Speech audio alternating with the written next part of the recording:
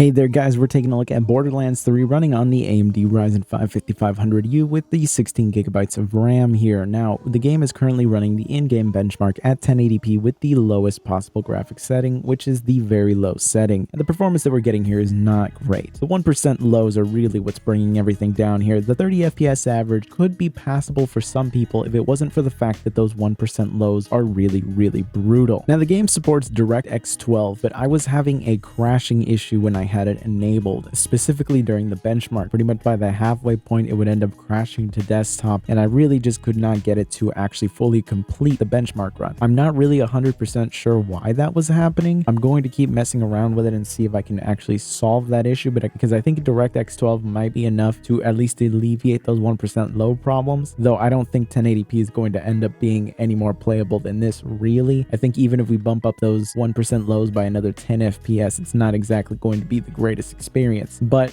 the performance might be different for you in the sense that DirectX 12 might actually be more playable for you, but DirectX 12 really was just giving me issues, at least while trying to do the in-game benchmark. I might try it out while trying to play the actual in-game, gameplay instead of just the benchmark, but the benchmark was just crashing to desktop constantly with DirectX 12. And overall, 1080p was just completely out of the question. It was not going to be a playable experience whatsoever. There was really going to be nothing you could do to salvage it in this situation. Now, if we drop the resolution down to 720p, we get a completely different experience. Now we're getting some very nice FPS averages, and the 1% lows aren't too bad either. This is a much more playable experience, and really this is going to be where you're actually going to be able to play the game. 1080p was just really completely out of the question. 720p though, it is salvageable, and it doesn't really look too bad. I think that the art style of the game actually lends itself well to this lower resolution. There's a lot of games that when you drop them down to 720p, it really becomes a disaster just to look at. This is not the case here. 720p is actually visually, you can play it and it's going to be an enjoyable experience. I even actually jumped into the actual gameplay and started playing like this, and it was a really enjoyable experience for the most part. Let me show you that right now. As you can see while we're playing the game, the 1% lows right now are a little rough, but that's just because there's the occasional stutter here and there. And again, I think if we could actually have DirectX 12 function, that might be enough to uplift those 1% lows. But the important thing to keep an eye on here is, of course, those frame time charts, where you will see that for the most part it stays relatively flat. There will be the occasional spike here and there, slight fluctuations, but it really isn't anything major. And really the averages that we're getting are actually very nice. It's just those 1% lows are a little misleading just because of the fact that there will be that occasional stutter that happens here and there, but it's not anything that will really detract too much from the gameplay itself. At least I didn't really find it to do that. I didn't really feel like I was having a bad time while playing the game. It's really just going to be one of those things where you have to play it to kind of understand what I mean here, but for sure it's not going to be the smoothest experience, and I'm going to keep messing around and see if I can't find a fix for the DirectX 12 problem. I know that there's a lot of games that end up having issues with DirectX 12. Vulkan doesn't really seem to have as many issues, but Vulkan is one of those things where it's just nowhere near as supported as DirectX 12. I might just actually need to let the shaders load in with DirectX 12 or something, because it really just was a very frequent crashing problem that just would not let me actually run the benchmark like that. Because normally when I do the testing in these games, what I do is I will run the in-game benchmark just to get a baseline of what graphic presets to really use, because I don't want to just jump into the game at, like, let's say the highest settings and then get a slideshow and then start working down from there. So the built-in benchmark is what I start off with, and that's when I decide what I'm going to just jump into the gameplay with. And of course here we are running at 720p with the